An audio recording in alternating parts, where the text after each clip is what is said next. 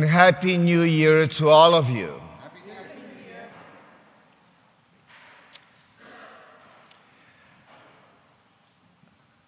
I would suggest this. You cannot have two kings in one kingdom. Everybody knows that.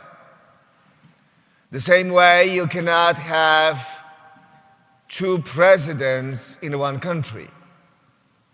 Everybody knows that. And that is what sets up the story for the Feast of Epiphany.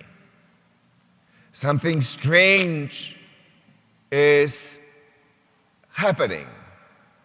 In today's gospel, Matthew tells us, and Matthew is the only gospel that tells the story. Matthew tells us the story of the three magi, or wise men, or astronomers. They most likely were not kings. Matthew does not use the word king to describe them. He uses the word magoi, which we translate as magi. So it's probably the best way to go with that description. Now they are looking at the sky. They are looking at one particular star that seems brighter than all the other stars. And this star is supposed to give them the answer to the important question: where is the newborn King of the Jews? That is the question that drives the story. Matthew writes, when Jesus was born in Bethlehem of Judea in the days of King Herod, behold, Magi from the east arrived in Jerusalem, saying, where is the newborn King of the Jews? We saw his star at its rising and have come to do him homage. So the Magi are asking the king, where is the king? This cannot be good. Everybody knows that you cannot have two kings in one kingdom.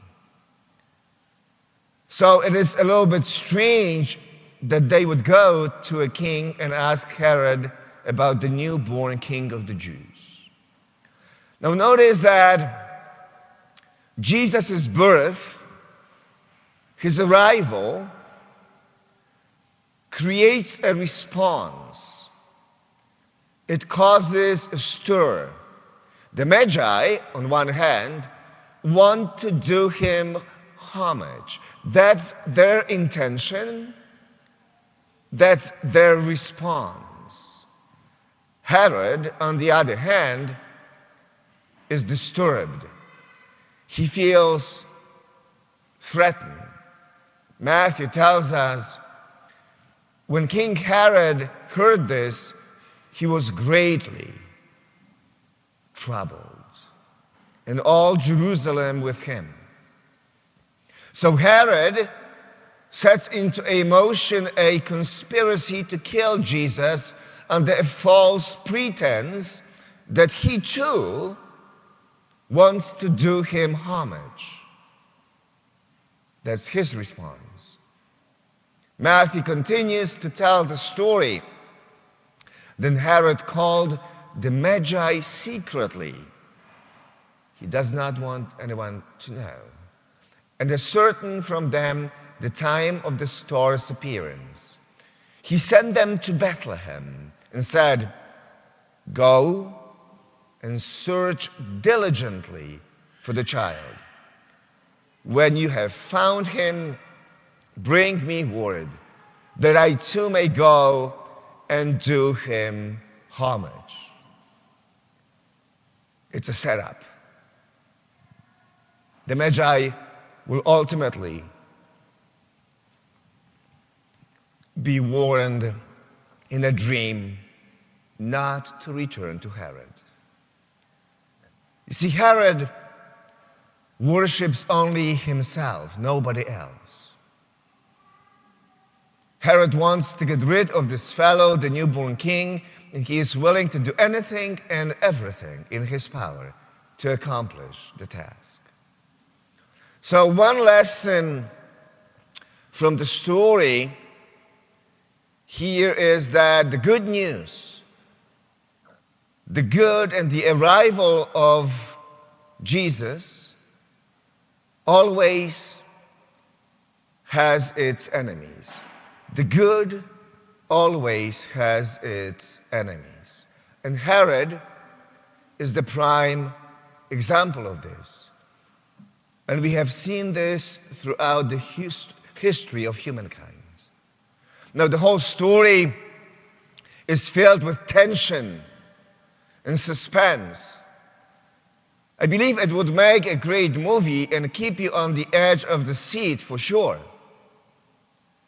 And at the heart of this story, and every good story or a movie, is this notion of searching for something that is good, searching for something that gives you purpose and meaning. So for me, the second lesson here is that searching for God in our lives is a journey that never stops. It's certainly true of my own journey. Searching for God in our lives never really stops. Where is the newborn King of the Jews? Where is God? That is the question that drives the story. That was the question then and the question today. Where is God to be found? And Jesus came to give us a clue. God is found and God reveals himself. God is visible and evident to us wherever we are searching for love, light, and truth. That's where God is found.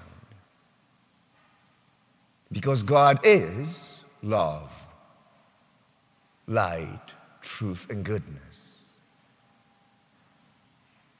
Where is the King?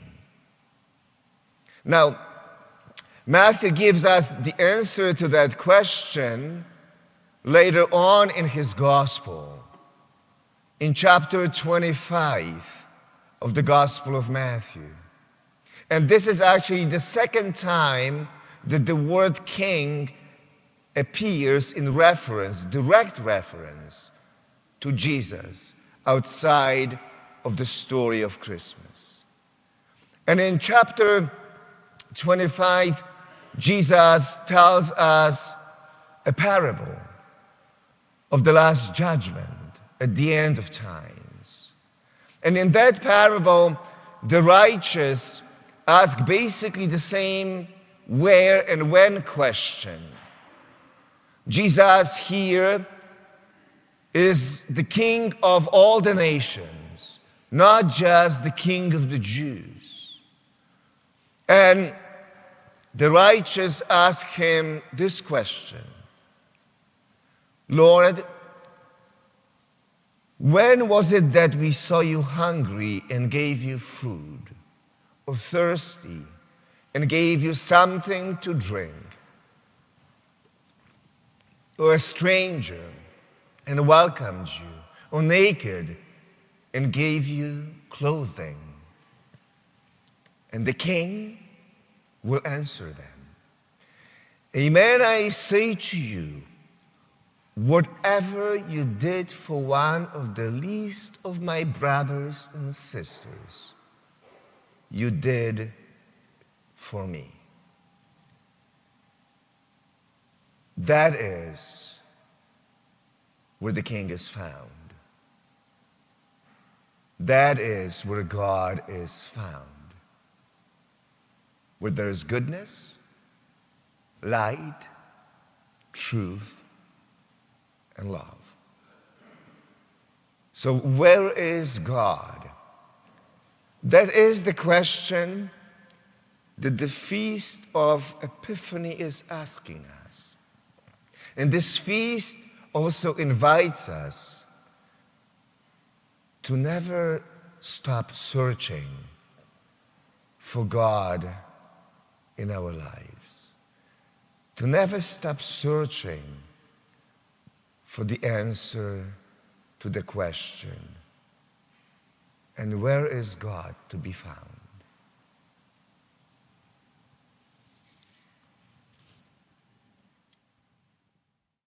Don't forget to follow St. Patrick's on Facebook or subscribe on YouTube. And please join us for any of our live stream masses this weekend. Details are below in the description. God bless you. Like burning incense, O Lord, let my prayer rise up to you.